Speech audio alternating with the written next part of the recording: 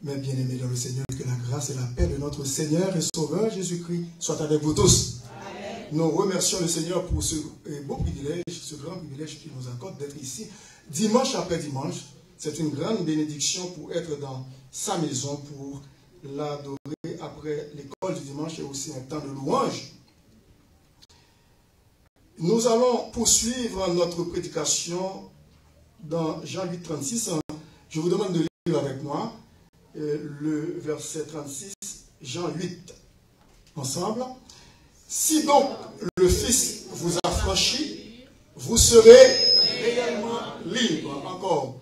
Si donc le Fils vous a franchi, vous serez réellement libre. Merci, vous pouvez vous asseoir.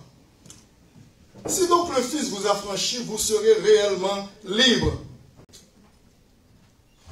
Réellement libre, c'est ce que la parole de Dieu nous fait voir ici. Un sauveur parfait, une délivrance parfaite. Amen. Amen. Une délivrance est parfaite. Et ce que nous voyons ici dans ce beau passage, c'est que la parole de Dieu nous fait découvrir les merveilles, les beautés de l'évangile. Cet évangile qui affranchit l'homme de son péché, de sa misère et de son noir passé. Un affranchissement parfait en Jésus-Christ. Si donc plutôt le Fils vous a franchi, vous serez réellement libre. Lorsque je commence la lecture à partir du verset 12, on peut comprendre le contexte dans lequel ce verset a été cité par Jésus-Christ lui-même, notre divin maître, notre Seigneur. Jésus leur parla de nouveau et dit, « Je suis la lumière du monde. Je suis la lumière du monde. Celui qui me suit ne marchera pas dans les ténèbres, mais il aura la lumière de la vie. Il aura la lumière de la vie. » Il y avait un groupe de personnes qui étaient présents lorsque Jésus-Christ citait ce qui veut dire prononcer ces paroles. Le verset 13 dit, là-dessus, les pharisiens lui dirent, tu rends témoignage de toi-même. Donc, si tu rends témoignage de toi-même, ton témoignage n'est pas vrai, n'est pas authentique, n'est pas véridique. Parce que dans l'Ancien Testament, ça prend des témoins. Jésus-Christ n'est pas en contradiction avec sa parole dans l'Ancien Testament. Le verset 14, Jésus leur répondit, quoi je rends témoignage de moi-même, mon témoignage est vrai. Car je sais d'où je suis venu et où je vais. Mais vous ne savez pas où je viens ni où je vais. Le verset 15, vous jugez selon la chair. C'est notre habitude. Moi, je ne juge personne. Et si je juge, mon jugement est vrai. Car je ne suis pas seul, mais le Père qui m'a envoyé est avec moi. Il est écrit dans votre loi que le témoignage de deux hommes est vrai. Écoutez bien. Le témoignage de deux hommes est vrai.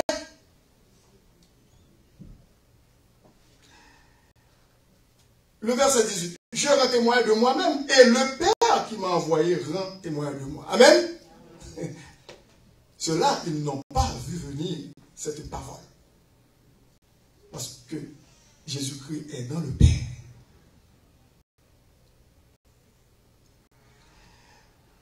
Et puis le verset 19, il lui dit, donc, où est ton Père? Jésus répondit, vous ne connaissez ni moi ni mon Père. Si vous me connaissiez, vous connaîtriez aussi mon Père. Jésus dit ces paroles enseignant dans le temple au lieu où était le trésor. Et personne ne le saisit parce que son heure n'était pas encore venue.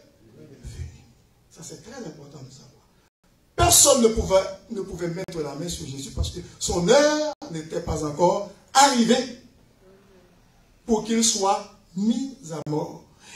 Il y a un temps dans l'agenda de Dieu, dans son calendrier. Amen. Le verset 21, Jésus leur dit encore, je m'en vais et vous me chercherez et vous mourrez dans votre péché.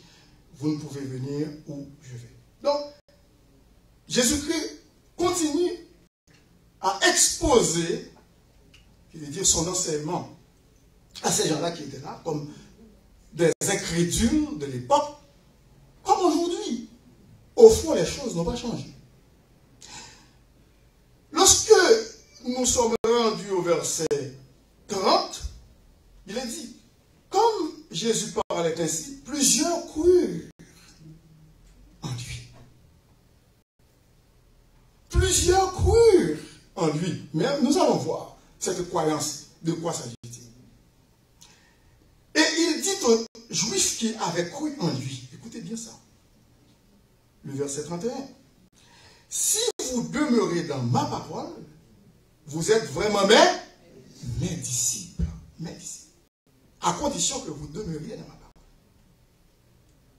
Le verset 32, Jésus dit, vous connaîtrez la vérité et la vérité vous affranchira. Il s'adressait aux gens qui ont cru en lui. Qu'est-ce qui s'est passé? À la vue de ces paroles que Jésus-Christ vient de prononcer à ces gens qui ont prétendu mettre leur confiance en Jésus-Christ, qu'est-ce qu'ils ont dit à Jésus? Le verset 33, il dit, il lui répondit, nous sommes la postérité d'Abraham et nous ne fûmes jamais esclaves de personne. Voyons donc, ils viennent tout juste de croire en Jésus. Comment dis-tu, vous deviendrez libres? Ils n'ont pas compris la profondeur de ce message. Jésus-Christ dit au verset 34, en vérité, je vous le dis, amen, amen en hébreu, c'est ça. Le répliqua Jésus, quiconque se livre au péché est esclave du péché. C'est tout à fait normal. Comme nous avons l'habitude de dire, quelqu'un qui est accro de quelque chose, obsédé par quelque chose, il est esclave. C'est tout à fait normal. Or, l'esclave ne demeure pas toujours dans la maison, le fils, il demeure toujours, c'est vrai. J'avais fait une petite histoire dimanche dernier sur notre histoire en tant qu'Haïtien, l'histoire d'Haïti. Nous connaissons bien ce mot affranchi. C'est fort difficile d'entendre un Haïtien qui dit qu'il n'a pas compris, à moins que ce sont des enfants qui sont nés ici, élevés, et même là encore, leurs parents sont responsables de leur inculquer, de leur faire comprendre l'histoire de nos ancêtres, je veux dire l'Haïti. La classe des Blancs, les affranchis et les esclaves. Nous avons été parachutés de l'Afrique, déportés par les colons pour aller en Amérique. Des centaines d'Africains qui sont devenus haïtiens en Haïti.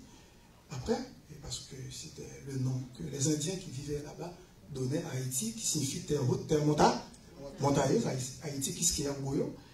Et c'est pour cette raison que, oui, lorsque nous sommes partis de l'Afrique, nos ancêtres, nos grands-parents sont allés pour travailler là-bas, pour défricher la terre, pour acquérir des richesses pour les colons français, les Espagnols, et puis pour bâtir leur pays, qui sont devenus des joyaux. Maintenant, nous sommes comment dirais-je, nous avons l'envie toujours d'aller pour visiter la France, l'Espagne. C'est encore sur le dos d'Haïti.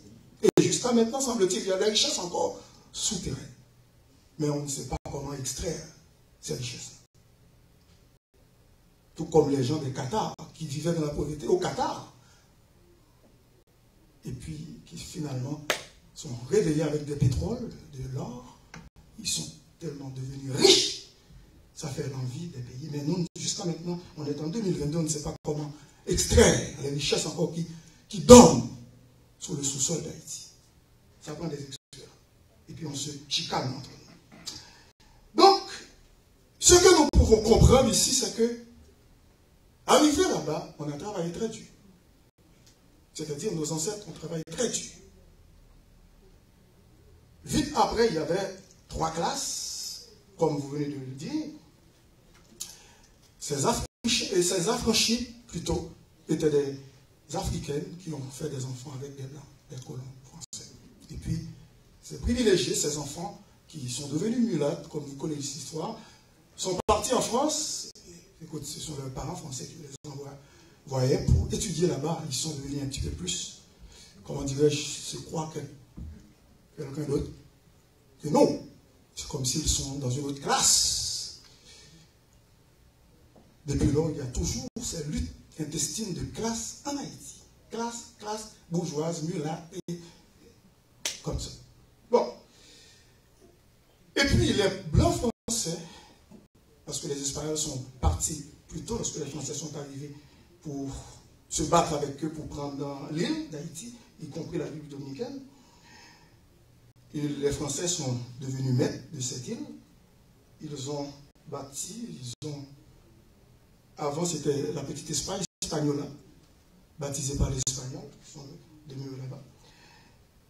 Eh bien, qu'est-ce qui s'est passé? C'est que les gens qui sont là-bas ont construit des maisons, des grandes maisons, ou des petites cabanes, des petites maisons pour les esclaves haïtiens noirs.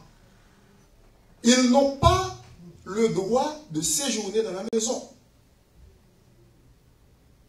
Comme je vous ai dit dimanche dernier, ils peuvent entrer dans la maison de leur maître, procéder à des ouvrages, faire des ménages, préparer des choses, peut-être la nourriture, je ne sais pas quoi. Mais après leur ouvrage, ils doivent se retirer dans leur cabane. Est-ce que vous êtes là? Cabane. Parce que les esclaves n'ont pas le droit de séjourner, ne demeurent pas toujours dans la maison. C'est pas pour rien que Jésus-Christ a dit ça, parce que depuis le monde des mondes, il y a toujours cette classe-là. Maître, esclave, maître, esclave. Donc, cela a pérennisé, on a perpétué cette tradition, cette culture. Et lorsque j'étais tout jeune garçon en Haïti, j'étudiais à Port-au-Prince. Et puis, je savais, j'avais des amis. Il y en avait qui étaient des bourgeois, des gens qui sont aisés. On étudiait avec leurs enfants. On voit des servantes qui, après leur ouvrage, durant la nuit et durant le jour, et puis elles sont allées dans leur cabane, dans la cour, leur petite maison. Comme je vous ai dit, même les missionnaires n'ont pas échappé à ce piège-là. Ils ont construit la maison, et puis ils ont mis des bonnes, comme on dit, des servantes, dans leur petite cabane. Et c'est pour cette raison, comme je vous avais dit, qu'on n'a pas pu comprendre bien l'expression cabane, qui veut dire nos ancêtres. Et quand les Blancs disent maintenant, vous finissez votre ouvrage, c'est le moment de vous retirer dans votre cabane, aller dans votre ajoupa. Et puis c'est la resté pour nous, mais on a mal compris, on a pensé que c'était un lit. C'est pour cette raison, jusqu'à maintenant, lorsque nous-mêmes n'avons pas les créoles, nous achetons un lit, nous disons c'est un cabane. Nous n'avons pas compris ce que le français disait à ce moment-là. Retirez-vous dans votre cabane, après avoir tout fini, l'ouvrage dans notre maison. Votre cabane, c'est votre ajoupa, votre petite tente. Jusqu'à maintenant, ça a resté cabane. Et lorsque Blanc mettait des gens sous nous pour travailler, pour nous faire travailler, et puis on subissait la chaleur, le soleil. Et puis, on a dit, allez, fais vite parce que Blanc a besoin d'ouvrage là. Et puis Blanc passe et dit, comment ça va? Il dit, n'a boulé, parce que le soleil là. Et depuis le jour, on va arrêter n'a boule, même si on est hiver dans un pays comme l'hiver, il dit, comment on est, ou frais, ou dit, à bout, parce que l'expression était comme ça. C'est pas pour cette raison que Jésus-Christ, que lui-même, lorsqu'il dit, le verset 35, oh, l'esclave ne demeure pas toujours dans la maison. L'esclave n'a pas le droit de demeurer tout le temps dans la maison. C'est pas sa demeure. Il est venu juste pour faire des ouvrages. Le Fils, oui. Demeure tout. Nous sommes devenus les fils de Dieu. Amen. Nous étions esclaves de notre cabane de misère. Maintenant, nous sommes affranchis du péché. Nous demeurons dans la maison de notre Père Céleste. Est-ce que vous êtes là? Il faut bien comprendre cette histoire. Et lorsque Jésus-Christ a dit au verset 36, si donc le Fils vous affranchit, nous qui avons connu les malheurs dans ce monde, l'esclavage, la servitude, le joug dans ce monde, nous sommes délivrés à jamais, pour toujours, bien entendu. Jésus a dit, si donc le Fils vous affranchit, si donc, c'est pas pour rien. Ce mot donc est là. C'est pour renforcer ce que Jésus-Christ veut dire. Est-ce que vous êtes là? Si donc le Fils vous affranchit, vous libère, vous serez comment? Réellement libre. Vous voyez que si c'était Bookman qui nous a donné la liberté, on serait tous foutus. Jusqu'à maintenant, le peuple haïtien vit dans l'esclavage. Je vais vous expliquer qu'est-ce que je veux dire. Il y a des pays, bien aimés, qui fêtent leur indépendance chaque année, qui sont toujours esclaves des autres pays. Est-ce que vous comprenez ce que je veux dire? Ils ne sont pas vraiment libres. Ils ne sont pas affranchis. Vous connaissez ce que vous comprenez bien ce que je veux dire. Il y a des pays qui fêtent leur indépendance. Et nous avons notre pays aussi, notre alma mater, notre pays natal, qui fête son indépendance, mais qui n'a jamais été libéré. Jamais. Ils ne sont jamais libérés du péché, parce qu'il y a le vaudou qui est présent, les vaudouisants qui sont là, le vaudou bat son plein, la magie, la sorcellerie, le fétichisme, le satanisme, l'occultisme, tout cela bat son plein en Haïti. Et puis, nos compatriotes sont esclaves aussi des grandes puissances. Est-ce que vous êtes là? Mais oui. Si vous ne comprenez pas, à ce moment-là, vous allez mourir sans comprendre la politique étrangère. Donc, notre histoire a une petite similitude de celle des Juifs. Je dis une petite parce que ce n'est pas presque la même chose. Ce n'est pas la même chose, mais il y a une petite ressemblance. Parce que lorsque Jésus-Christ disait aux Juifs de son temps, si donc le Fils vous affranchit, vous serez réellement libre. Et lorsqu'il disait que au verset 32 et au verset 31, et il dit aux Juifs qui avaient cru en lui, si vous demeurez dans ma parole, vous êtes vraiment mes disciples, vous connaîtrez la vérité et la vérité vous affranchira. Alors qu'ils répondirent à Jésus, mais nous ne sommes jamais esclaves de personne, nous n'avons jamais été esclaves de Père. Est-ce que c'est vrai, les Juifs? Est-ce que c'est vrai ce qu'ils disaient? Non. Ils étaient malhonnêtes. Ils étaient menteurs. Parce que Jésus-Christ regardait, observait presque tous les jours les parades des soldats romains dans la capitale à Jérusalem, qui sillonnent les rues de la capitale et aussi dans les provinces, partout. Donc les Juifs étaient esclaves des Romains parce que les Romains occupaient la Palestine. C'était des soldats romains qui étaient présents partout en Israël. C'est vrai qu'ils ont occupé d'autres pays, la Syrie et d'autres pays. Mais les Romains étaient présents, particulièrement en Palestine. Jésus-Christ observait les Romains, les soldats romains, qui ordonnaient le recensement. Lorsque Marie s'apprêtait à s'accoucher, qui ordonnait le recensement, de faire le recensement? N'est-ce pas César? C'est pas vrai? Qui était César? C'était un juif? C'était un Romain? C'était un Italien? Mais oui. Il envoyait des gouverneurs comme Quirinius là-bas pour faire le recensement. Pour gouverner la Judée, pour gouverner Israël, il envoyait Pilate, et Pilate qui était un Italien. Mais pour apaiser les Juifs, ils ont pris un bâtard qui n'est pas un vrai Juif, un certain Hérode, d'ailleurs qui irritait les Juifs. qui suscitait la colère des Juifs, parce que les Juifs, écoutez, Hérode n'était pas aimé des Juifs, pour gouverner sous Rome, sous la domination romaine. Jésus-Christ est né sous Hérode et sous Rome. Il est mort sous Hérode et sous Pilate, qui était un Italien romain. Donc, lorsque Jésus-Christ dit, vous êtes esclaves des hommes, et le pire en tout ça, que vous êtes esclaves du péché, c'est votre péché qui vous rend esclaves maintenant là. C'est pas pour sans raison que lorsque l'Éternel Dieu dit à Salomon, après la construction du temple, dans 2 Chroniques 7, 14, il a apparu à Salomon pour lui dire, demande-moi ce que tu veux. Et puis, Salomon a demandé la sagesse. Il a dit à Salomon, si mon peuple ceux qui est invoqué mon nom, s'unit, prie et cherche ma face, s'il se détourne de quoi? De ses mauvaises voies, je l'exaucerai des cieux. Je pardonnerai son péché et je guérirai quoi? Son pays. Ouais, même son pays, il va guérir. Vous allez dire, mais écoute, en quoi le pays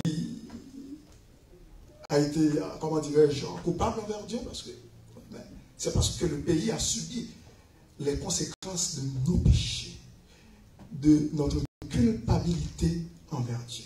Donc, d'après Romains 8, à partir du verset 18, il dit, même la nature tout entière souffre les douleurs de l'enfantement. Lorsque vous allez voir dans Romains 8, à partir du verset 18. Donc, si donc le Fils vous a franchi, vous serez réellement libre. Et laissez-moi vous dire, quelqu'un qui a été affranchi du péché, qui a reçu Jésus-Christ dans son cœur comme son sauveur et Seigneur personnel, il est réellement libre. Est-ce que vous croyez ça? Réellement. Il n'y a pas de doute là-dessus. Sœur Bétude avait dit auparavant qu'il y a des chrétiens qui s'inquiètent. Ils sont inquiets. Parfois, ils sont dans l'angoisse. Peut-être parfois même ils doutent de leur salut. Je ne sais pas pourquoi. C'est comme si on fait un Dieu menteur. Amen. Qui dit que je leur donne mes brebis la vie éternelle. Elles ne périront jamais, mes brebis. Et personne ne les ravira de ma main. Est-ce que quelqu'un peut nous ravir de la main de Jésus-Christ, notre divin sauveur? Impossible. Satan ne peut pas. Psaume 91, c'est lui qui demeure sous l'abri du Très-Haut, repose à l'ombre du Tout-Puissant. Nous sommes sous le parapluie de Dieu. Nous sommes entourés de Dieu. Ne vous en faites pas si le diable rôde autour de nous. Ne vous en faites pas. Il ne peut pas nous prendre dans la main de Dieu. Il ne peut pas nous ravir de la main de Dieu. Dieu est tout puissant, il est plus fort. C'est vrai que le diable a concocté, a fait des complots avec des anges dans le ciel depuis la nuit des temps. On ne sait pas depuis quand, combien de milliers d'années là, on n'était pas encore créés. C'est vrai qu'il a pris un tiers des anges. Ne vous en faites pas. Dieu a plus que 2 tiers. On fait partie des 2 tiers. Hein? Amen. On est sous le parapluie des 2 tiers. Des anges fidèles à Dieu. Lui, le malfaiteur, le menteur qui est le diable, l'anarcheur, l'usurpateur,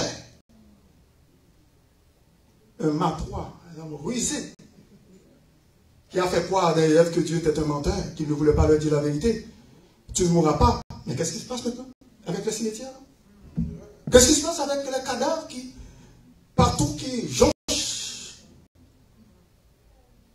ces endroits funéraires? Les gens qui s'entretuent jour après jour. La guerre en Ukraine, les gens, écoute, qui s'entretuent. On regarde les cadavres qui jonchent longe la rue de la capitale d'Ukraine. C'est par centaines que ces cadavres jonchent ces rues-là. À cause du péché. Écoutez bien, nous sommes en sécurité en Jésus. Amen. Même si le diable rôde autour de nous, mais Jésus-Christ campe autour de nous. Amen. Je vais vous dire, je vais vous expliquer. Je vous avais expliqué ça un petit peu, je ne sais pas si vous avez oublié ce que je vous ai dit. Jésus-Christ a dit dans la bouche de son serviteur Pierre, faites attention, car le diable rôde autour d'eux. Comme le lion, oui. Rugissant, il gronde, il chien, pour nous faire peur. Mais lorsque nous regardons le texte de rôder, nous comprenons que ça veut dire rôder. Rôder, c'est quelqu'un qui n'est pas omniprésent. Si vous étiez omniprésent, vous n'avez pas besoin de rôder. Vous pouvez occuper toute la place au complet. Mais le fait que vous n'êtes pas omniprésent, vous allez rôder. Et chaque fois que vous rôdez, il y a un espace qui est là, que vous laissez. Chaque fois que vous rôdez, il y a de l'espace qui reste. Qui veut dire que vous n'êtes pas omniprésent. Vous rôdez, mais il y a un espace que vous laissez parce qu'il faut rôder. Il faut rôder.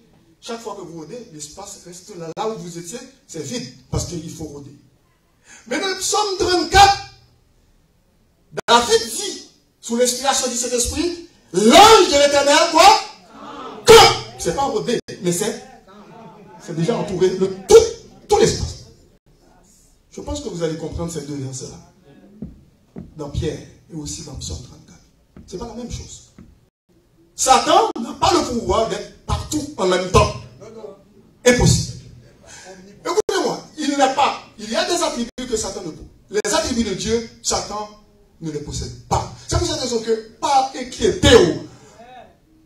Écoute, parfois on va dire, oh, mais où est Satan là? Où est Satan là? Où est Satan là? Partout. Écoute. On est fou. On a besoin d'un psychologue. Si on connaît la parole de Dieu, on va mettre des pieds au ferme en Jésus. Qu'est-ce qu'on a? Absolument. Satan, les attributs de Dieu, Satan ne les possède pas. C'est Dieu qui est le créateur. C'est lui qui a créé l'ange de lumière qui est devenu Satan. Mais si c'est le créateur, on connaît qui est la foi. On ne peut pas aller plus, on ne peut pas plus que lui. Pour ils ont peur Satan qu'on craigne de Dieu. Au contraire, c'est bon Dieu pour qu'il craigne. Ça ne va pas faire rien. À moins que c'est vous-même qui va le clé, c'est vous-même qui l'a quoi. Et même là encore, vous protégez parce que ce n'est pas vous-même qui t'aimez, mais mon Dieu.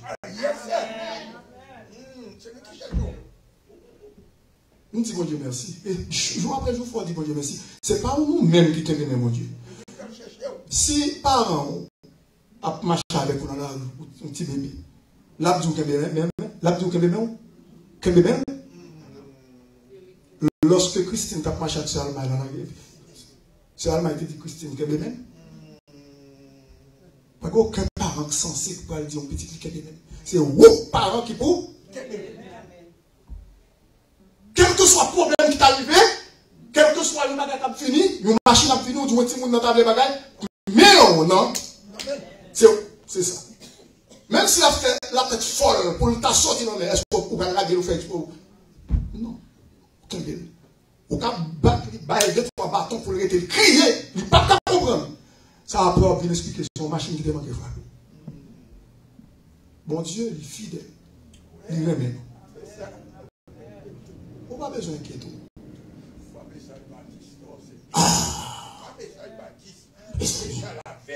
Bon Dieu. Bon Dieu, ça, mes amis. Notre Dieu est fidèle. Il est tout puissant. Le fait qu'il est tout puissant, il n'a pas besoin de rôder. Il campe. Il est omniprésent. Qui veut dire, le fait qu'il est omniprésent, plutôt, omniprésent. Il n'a pas besoin de rôder. Il campe. Il prend toute la place en même temps. Non, il n'a pas besoin de rôder. Et puis l'autre, absolument, il est souverain. Gloire à Dieu, pasteur Charles. Et puis l'autre attribut. Dieu est omniscient. Il sait tout. Il connaît tout parfaitement. Est-ce que Satan est omniscient? Non. Non. Il est limité. Un autre exemple biblique. Allez voir dans Job. Lorsque mon Dieu, ouais, Satan vient présenter devant lui, il demandait à Satan, d'où es-tu? Ah, je viens de faire une petite promenade sur la terre. Est-ce que tu as remarqué qui? Mon serviteur? Job. Oh oh. Les gars ont décrit Job. Ah, mais moi, monsieur, bien portant, monsieur, bien mené sur la terre. On est riche parce que, oui, l'observe, il va se faire le jeu. Il y a un petit, charge petit, madame avec lui, il y a bien, il y a un bœuf, il y a ceci, il y a un partir. Mais le jour où retirer tout le monde, bon, ma fille, mon Dieu, que là, maudit en face. Ça, mon Dieu te dit, Satan, à la persécuter. Parce que Satan n'est pas omni. Il n'est pas omni. Il ne connaît que bon, malgré tout malheur va tomber sous Job. Toute épreuve va tomber sous Job. Il ne sait pas. Satan. En sécurité. C'est ça. Il pensait que Job va abandonner mon Dieu. Mais mon Dieu connaît que au bout de ce pèlerinage qui écoute du malheur, des épreuves, à la fin de ce test, de cet examen, de cette grande école, bon Dieu va lever Job. Job pas chante du bagage pour le déplaire à mon Dieu. Au contraire, ça va dire, il va dire, bon Dieu te baille, Dieu a béni, Dieu a ôté que le nom de l'Éternel. Voilà. Satan ne sait pas que Job allait dire ça. Mais Dieu le savait. Somme 59 dit que la parole n'a pas comme même sous bouche. Oh Dieu, tu la connais entièrement. Somme 59. Tu connais tout. Mais Satan pas comme tout. Pas, écoutez, commencer à bagaille pour Satan tout le temps. Non. Satan a des limites. Bon, Dieu a autorisé Satan d'aller. Allez. Vous mettez jeter l'épreuve sous Job, c'est pas grave, vous parlez loin. Seulement pas d'autorisation. Pour Dieu. Ouais, toute baguette contrôlée dans la main de Dieu.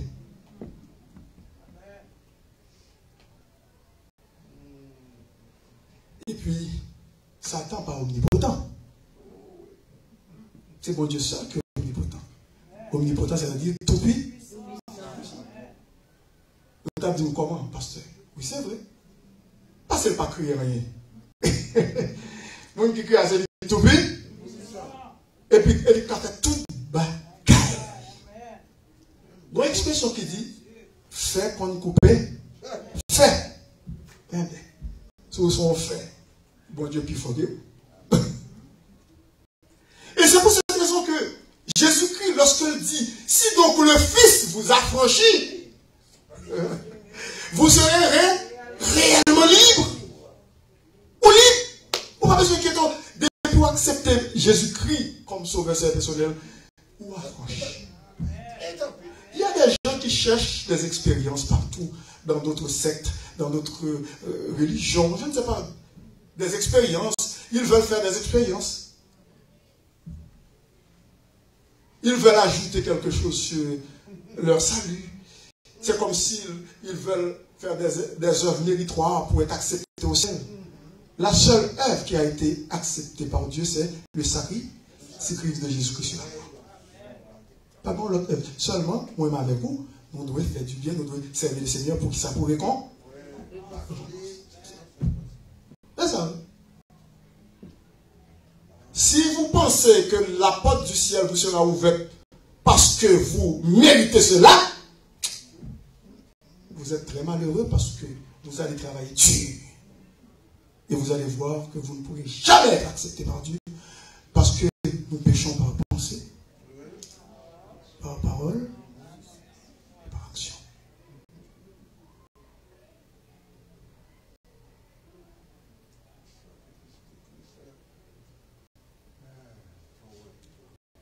Si donc le Fils vous affranchit, vous serez réellement libre. Est-ce que il y a quelqu'un parmi nous qui est esclave de quelque chose. Est-ce qu'il y a quelqu'un parmi nous qui est esclave de quelque chose? Nous vivons dans un siècle où, particulièrement, bon, pas seulement les jeunes, mais les adultes aussi sont aux prises avec des mauvaises habitudes. La drogue, l'alcool, le sexe, les plaisirs de la vie. Laissez-moi vous dire que Jésus-Christ est celui qui a franchi.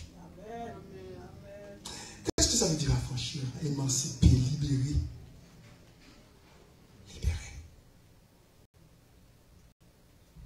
Délivrer. Nous avons un cantique en créole. Délivrer, délivrer.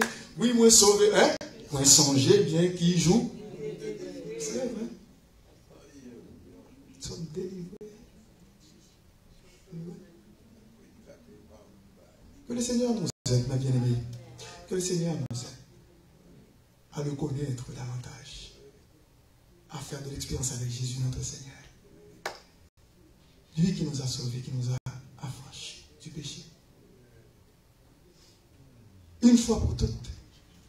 Seulement nous devons jour après jour marcher dans la communion avec lui. Faisons lui confiance. Il est notre divin maître. Un Dieu d'amour, un Dieu de grâce, un Dieu de miséricorde, un Dieu de compassion, un Dieu de bonté. Faisons confiance à notre Seigneur, jour après jour. Restons attachés à lui. N'oublions pas que nous avons été affranchis. Nous sommes réellement libres. Libres. Ce n'est pas une conversion superficielle, comme nous avons vu quelque temps de cela dans l'école du dimanche. Il y a, je pense, que deux sortes de conversions. Une conversion superficielle et une conversion authentique. Superficielle, c'est, disons, c'est comme une couche de peinture qu'on met sur une balustrade qui est vieille, qui commence à dépérir. Mais c'est une transformation radicale.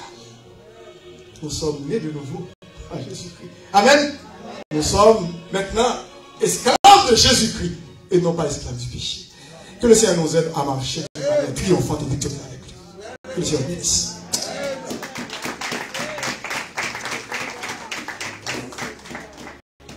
Je vais prier pour ceux qui ne connaissent pas encore Jésus-Christ, qui m'ont entendu sur les réseaux sociaux, ils peuvent répéter après moi cette prière. Seigneur Jésus, je te demande pardon pour mes péchés. Je sais dans ta parole que tu es venu mourir pour moi sur la croix. Tu as versé son sang, ton sang précieux, pour me donner la vie. Je te demande pardon pour mes rébellions contre toi. Maintenant, je te reçois dans mon cœur comme mon sauveur et Seigneur personnel. Fais de moi un enfant de Dieu par ton Saint-Esprit pour l'éternité. Donc cette prière que vous venez de faire avec moi, si vous êtes certain, si vous êtes vraiment sincère, vous devez savoir que vous avez le salut éternel en Jésus, que vous êtes devenu enfant de Dieu pour l'éternité. Père Saint, merci pour ce bon moment passé dans ta sainte présence. Merci pour l'école du dimanche, pour le temps de louange, pour les offrandes recueillies pour ton œuvre et aussi pour le message de ta parole. Nous te prions de nous aider à comprendre ce message et aussi à le mettre en pratique pour vivre une vie de victoire pour ta gloire sur le péché, sous toutes ses formes, sur le diable, sur le monde et sur la chair. Puisque nous avons été affranchis du péché et nous sommes devenus réellement libres en Jésus-Christ. Merci Père Saint. Amen. C'était votre serviteur, pasteur Jean-Noël Lejeune, qui vous dit au revoir et à la prochaine. Bonne semaine. Que le Seigneur vous bénisse.